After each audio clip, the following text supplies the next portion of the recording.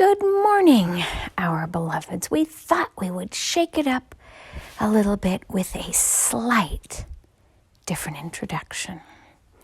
So here we are today. Our another has not even transcribed yesterday's message, but she's already anxiously biting on the bit to get the next one channeled because today she can feel a difference. First of all, she thought it was Father's Day today, and nope, it's not. But she had marked this day on her calendar to be a day where she would become a different person.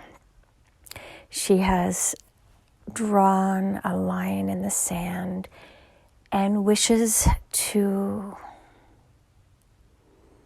express herself with greater gratitude and clarity. We shall leave it there. But today is not the day because she was 2 weeks early. She was just assuming because Mother's Day was about a month ago that Father's Day would be now.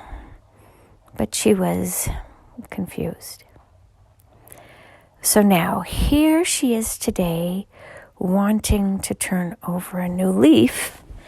And the leaf that she turned over is a different one, and that is, who are you without your trauma?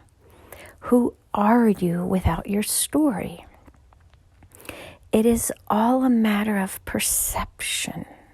Now, it does not mean that the trauma is not real, and it does not mean that the suffering is not real.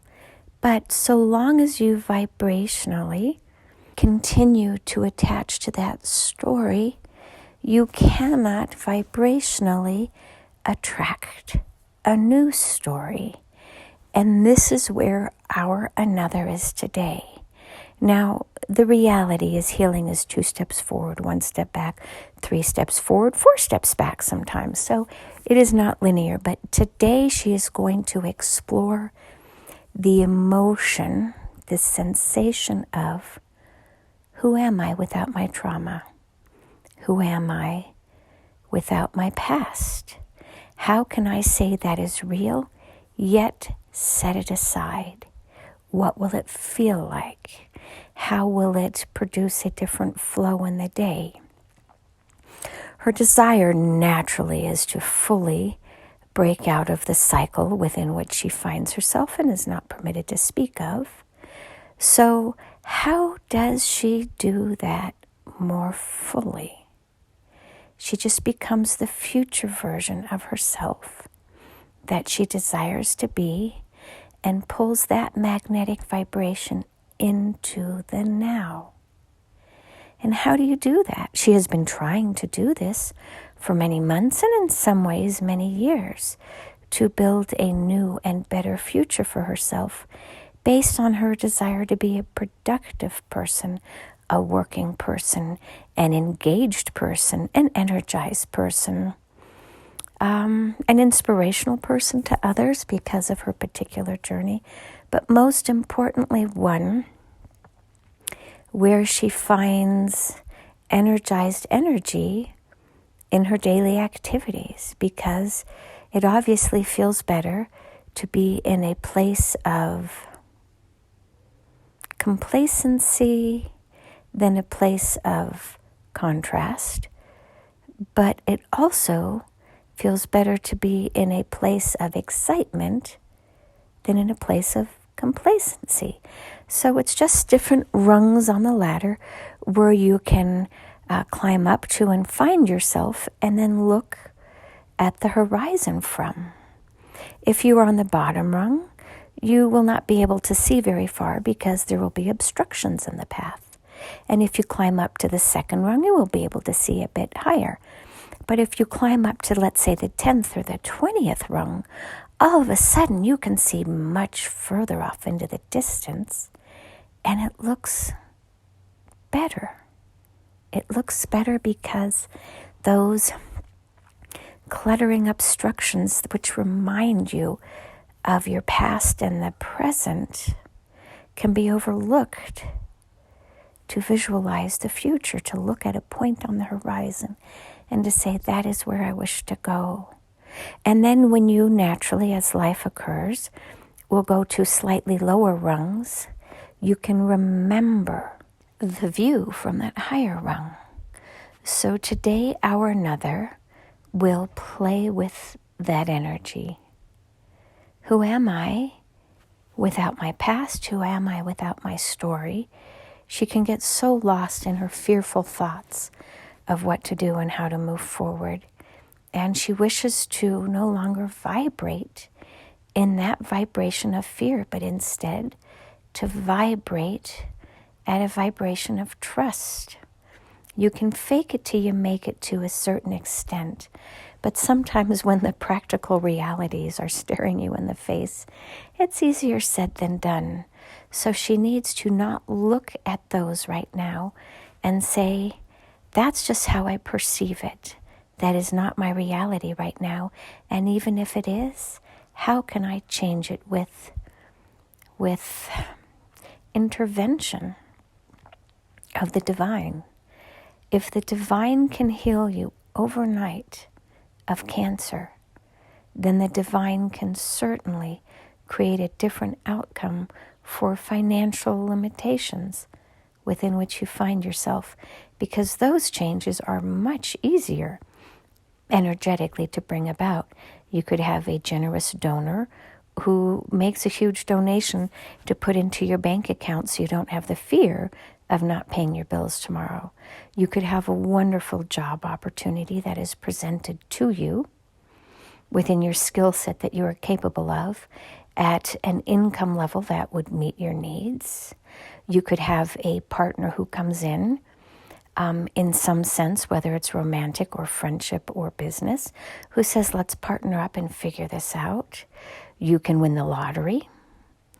You can inherit money from somebody who transitions. You can have a child who says, here, Mom, I'm going to support you. I'm going to buy a place for you to live in so that your quality of life improves. Kati has a friend where exactly that happened. And her friend, who was homeless, living in a car twice in her life, unemployed, twice divorced from abusive men, has really had her feet knocked out from underneath her, yet she has invested in her children in a loving way, not the perfect way, but a loving way. But one of her children and the spouse said, we wish to buy something and we wish for you to live in it, Mom. Now, how do you go from living in a car to a very small one-bedroom, almost studio-like apartment to a two-bedroom condo? How does that happen when you haven't changed? It is because your vibration changes within you. You are more accepting and less resistant, and oftentimes health issues will bring this about. When you get rheumatoid arthritis and you are in pain every day, sometimes you surrender in a different way, and then all of a sudden, the water's clear because you have changed within. So today, Kati will sit with, how do I change my vibration to attract more pleasant experiences? She has had one hell of a week where she realizes that what she has been focusing on is not nearly as important as what she could focus on. And that is that she just wants to create the best example within her home of what it can look like to transcend, to overcome your struggles, so that she can vibrationally share this with others in her home, so that just by being in her mere presence, her energetic imprint will lift the boats within her environment, the rising tide parable. She wants to be the most stable, uplifting person that she can within her home, so that the others would feel this vibration of trust and hope. Now, can she get there? She has some challenges ahead of her, but as you know, she doesn't give up, she doesn't give up, she doesn't give up. And the fact is that she is a petri dish, and she has to figure this out on her own. So she tries one thing, and then she tries another, and she doesn't try it for a day or two. She gives it weeks and weeks. And we, at the end of the day, are naturally guiding her. She thinks it's her own inner intuition, but really, this is where her path is naturally leading her.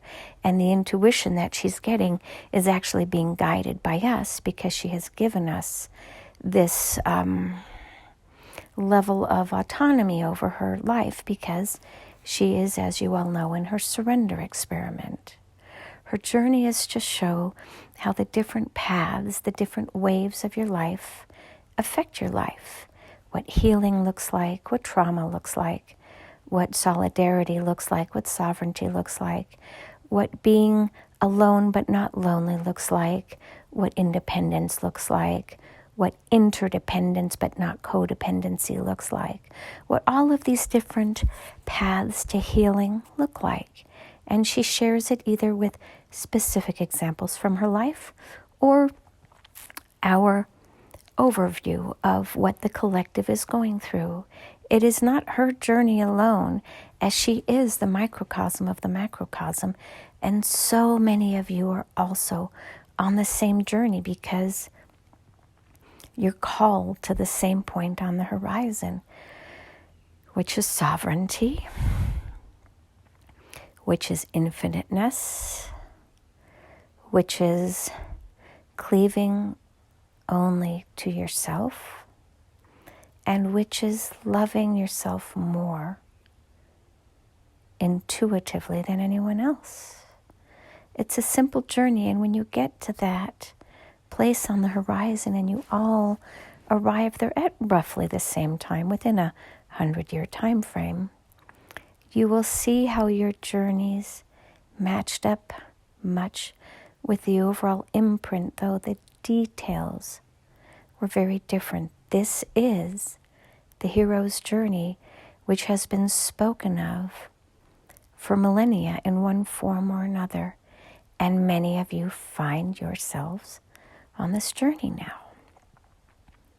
So here we are today, channeling another message when we haven't even finished up the former one. But we will have our another do that now and begin her mantra of, who am I without my trauma? Who am I without my past? Who can I choose to be today? And so it is. Namaste.